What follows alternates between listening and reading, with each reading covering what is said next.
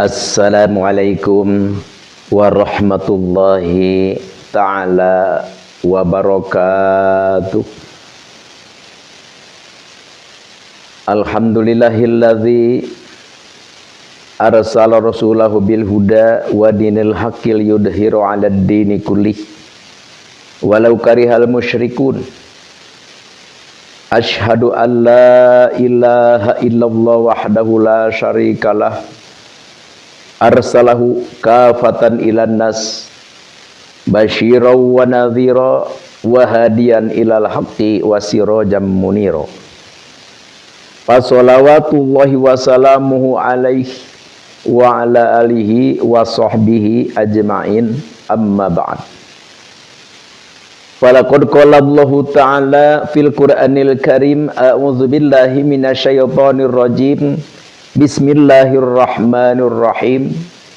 Ud'u ila sabili rabbika bil hikmah wal mau'izatil hasanah wajadilhum billati hiya ahsan. Al-ayah, wallahu a'lam bimuradi bidzalik.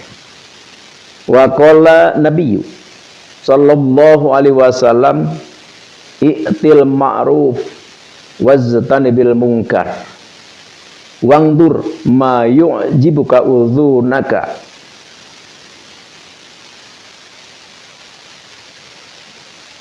Wangdur ma yu'jibuka udhunaka ayyakula lakal kaum idza kumta min indihim pati. Wangduril ladzi tukrahu ayyakula lakal kaum idza kumta min indihim fajtanibhu. Al-Hadith. Wa qala Syekh Sayyid Husain bin Haidar Al-Hashimi fi kitabihi Ar-Rasail fi ilmil ansab, la yajuju bihallin ayyaskuta ala munkari ilmi li anna sukuta huwa alal kadhibi fin nasab yakunu kal ikrar fayakunu ahadal kadhibin wa talhaquhu la'natullahi wa rasuluh hadza in sakata. Intaha ar-rasail. Pertama-tama marilah kita bersyukur kepada Allah Subhanahu wa ta'ala, dan alhamdulillah kita telah bersyukur. Wujud daripada kita bersyukur, kita berkumpul di tempat ini, tentu tiada lain tiada bukan kita adalah untuk tolabul ilmi. Tolabul ilmi ini adalah suatu wujud syukur kita kepada Allah yang sangat istimewa, sangat super. Alhamdulillahi rabbil alamin. Kita tidak akan ada di tempat ini, kita tidak akan bisa aktif menghadiri pengajian seperti ini tanpa ada giringan dari Allah Subhanahu wa ta'ala dan tanpa adanya bimbingan arahan daripada malaikat rahmat. Alhamdulillahi rabbil alamin. Di kesempatan ini mari kita teruskan tentang ajaran kita yang wajib kita ketahui, yaitu adalah tentang ilmu tauhid. Jadi ilmu, tiga macam ilmu yang kita harus pelajari. Kalau kita tidak mempelajarinya tentu kita dosa. Sampai kapanpun sebelum kita bisa, maka kita adalah berdosa. Tapi kalau kita belajar terus-terusan tapi kita tidak bisa saja, itu tidak dosa. Jadi yang dosa itu kita tidak bisa, kita belajar berhenti. Wah, udah, kita tidak mendengarkan lagi tausiah, tidak datang lagi ke tempat majelis taklim. Udah, tapi kita belum bisa, maka dosalah di dalam hal ilmu ini. Jadi ilmu apa itu?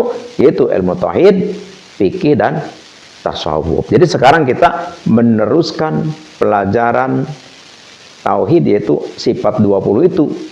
yang perlu, yang harus, tidak boleh tidak kita untuk mengetahuinya, karena ini adalah berkaitan kita dengan pengenalan kepada Allah Subhanahu wa Ta'ala. Kemarin kita sudah sampai yang ke-10 hayat. Sekarang yang ke-11. Sifat Allah yang ke-11 yang wajib kita tahu itu adalah sama. Sama itu adalah wajib Allah itu mendengar. Wajib Allah itu mendengar. Jadi Allah itu maha mendengar. Dan ke-12 basor. Basor itu adalah wajib Allah itu melihat. Jadi Allah itu maha melihat. Dan ke-13 kalam. Kalam itu adalah wajib Allah Subhanahu wa Ta'ala itu adalah berkata. Jadi tidak bisu. Jadi Allah itu mustahil bisu. Jadi Allah itu maha mendengar, Allah itu adalah maha melihat, Allah tidak buta. Dan Allah itu adalah maha berbicara, maksudnya Allah itu tidak ganggu. Terus yang ke-14, kaunuhu qadiron. Jadi adanya Allah itu adalah maha kuasa. Yang ke-15, kaunuhu muridan. Allah itu adalah maha kersa. Maha kersa itu maksudnya tidak diatur oleh siapapun, tergantung Allah sendiri. Jadi enggak diperintah. Beda dengan kita, setinggi-tingginya kita ada yang merintah, sehebat-hebatnya kita ada yang lebih hebat. Beda dengan Allah. Allah itu berbuat apapun itu adalah kehendaknya sendiri, tidak ada perintah dan tidak diperintah, tidak terpaksa dan tidak ada yang memaksa. Terus yang ke-16 itu adalah kaunuhu aliman. Jadi Allah itu adalah maha tahu. Adanya Allah itu maha tahu. Terus yang ke-17 kaunuhu hayyan. Adanya Allah itu adalah maha hidup. Allah itu maha hidup. Tidak mati, tidak ngantuk. Ya apalagi mati, ngantuk aja tidak kan. Terus yang ke-18 adalah kaunuhu sami'an. Adanya Allah itu adalah maha mendengar. Allah maha mendengar.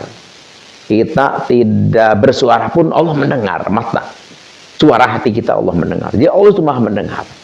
Dan ke-19 kaunuhu basiron. Adanya Allah itu adalah maha melihat. Sejauh apapun, sesembunyi apapun, setertutup apapun, Allah melihatnya. Dan yang ke-20 adalah kaunuhu mutakaliman. Allah itu maha berbicara. Ya tentu bicaranya Allah beda dengan makhluk. Kalau kita berbicara blam blam blam blam ya seperti Al-Fakir gini. Kalau Allah enggak. Jadi Allah berbicaranya itu adalah dengan sifat kalamnya. Jadi sekarang kita alhamdulillah kita sudah sampai 20 sifat. Jadi 20 sifat ini kita harus bisa, harus mengerti, harus tahu. Nanti kita disambung lagi dengan sifat yang mustahil di Allah, yang tidak mungkin terjadi di Allah. Ini juga ada 20. Nanti dengan wenangnya 1, jadi 41. Sekarang tadi Al-Fakir membacakan hadis Nabi, i'til ma'ruf. Datangilah oleh kita apa kebaikan. Datangi, lakoni, laksanakan kebaikan. Wajtani bil munkar, dan jauhi oleh kita kemungkaran, ketidakbaikan, ketersesatan, keburukan, jauhi sejauh-jauhnya. Wangdur ma yu'jibuka, dan lihatlah oleh kita yang apa itu yang dilihat, kebaikan-kebaikan yang mencengangkan telinga kita, yang mengagumkan kita. Ya ayyakuna lakal kaum, ayyakula lakal kaum idza kumta min indihim takbih. Jadi maksudnya gini, kalau ada orang berbuat baik atau kebaikan-kebaikan, kumpulan-kumpulan orang baik, kita datangi. Kita datangi. Jadi mereka yang baik akan berbuat baik kepada kita, kita pun berbuat baik kepada mereka. Dan wangdzuril ladzi takrahu ayyakula lakal kaum idza kunta min indihim fajtanibhu. Dan apabila ada orang-orang, kumpulan-kumpulan orang yang salah, yang jelek, kita datangi kepada mereka dan kita nasihati mereka, dan apabila mereka tidak mau, tidak menuruti atas apa yang kita nasihati, maka fajtanibhu, maka jauhilah mereka. Jadi artinya apa? Ya artinya ayo kita berbuat kebaikan, berbuat amar ma'ruf nahi mungkar, itu adalah suatu amal kebaikan. Yang baik kita dekati, kita gauli, kita campuri. Yang tidak baik pun kita datangi, kita nasihati. Kalau nurut kepada kita, ikut atas nasihat kita, maka tetaplah kita di situ. Tapi kalau mereka menentang, tidak nurut kepada ajaran kita, ajakan kita untuk ke dalam kebenaran, fajtanibu, maka jauhilah mereka itu. Sekarang zaman orang gila kedudukan, banyak orang gila hormat, banyak orang mempergunakan apapun itu demi keuntungan. Na'udzubillahi min dzalik. Apa? Sekarang diramaikan dengan polemik nasab. Ada klan, ada kelompok, ada segelintir umat manusia yang bersikeras mengaku bahwa dia itu adalah keturunan Nabi. Na'udzubillah. Tapi mereka tidak terbukti, mereka tidak punya dalil, mereka tidak punya pernyataan yang konkret yang bisa dimengerti oleh akal bahwa dia itu adalah keturunan Nabi, tapi mereka itu adalah kekeh mengakui cucu Nabi. Na'udzubillahi min dzalik.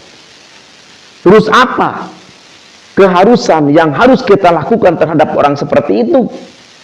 Di sini tadi Al-Fakir sudah bacakan keterangan Syekh Sayyid Husain bin Haidar Al-Hasimi di dalam kitabnya Ar-Rasail fil ilmin ansab. Apa? La yajuju bihalin ayaskutu ala munkari ilmi. Jadi kita tidak boleh diam, kita tidak boleh membiarkan, kita tidak boleh mendiamkan mereka, masa bodoh terhadap mereka, tidak boleh. Kenapa? Karena li'anna sukuta huwa alal kadhibi fi nasab. Kita mendiamkan sedangkan mereka itu adalah lagi mengacak-acak nasab, maksudnya nasabnya tidak benar, kita diamkan saja, mengaku dia keturunan Nabi padahal bukan, kita diam saja, maka yakunu kal iqrar, mendiamkannya, masa bodohnya kita itu adalah seperti kita mengakuinya. Terus bagaimana kalau kita dihukumi seperti mengakui? Fayakunu ahadal kadzibin, maka kita sama dengan mereka adalah pembohong, mengaku keturunan Nabi padahal bukan. Jadi kita pun mendiamkannya, maka sama kita dengan mereka sebagai pembohong. Apa konsekuensinya?